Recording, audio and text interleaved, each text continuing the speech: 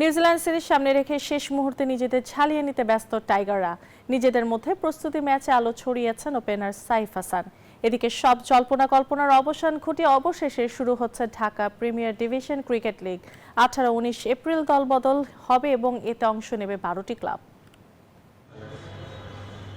সামনেই নিউজিল্যান্ডের বিপক্ষে 3 ম্যাচের ওয়ানডে সিরিজ। শুক্রবার মাঠে গড়াবে প্রথম ম্যাচ। তার আগে প্রস্তুতিতে কোনো ঘাটতি রাখতে চায় না বাংলাদেশ দল,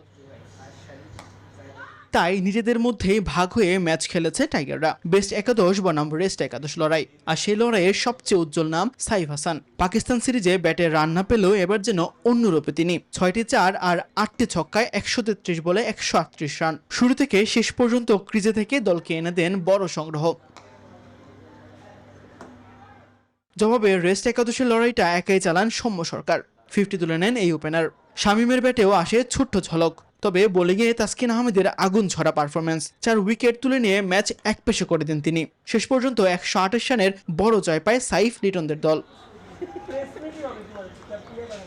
এদিকে জাতীয় দলের ব্যস্ততার মাঝেই ঘরোয়া ক্রিকেটের শুরু হয় ব্যস্ততা। দেশের সবচেয়ে প্রতিদ্বন্দ্বিতামূলক লিস্টেড টুর্নামেন্ট ডিপিএল এর নতুন মৌসুম সামনে রেখে শুরু হচ্ছে দলবদলের উত্তাপ। 18 ও 19 এপ্রিল 2 দিন হবে প্লেয়ার ট্রান্সফার। সকাল 11টা থেকে বিকাল 5টা পর্যন্ত চলবে এই কার্যক্রম। তাসবিহ শাওরুন, নিউজ 24, ঢাকা।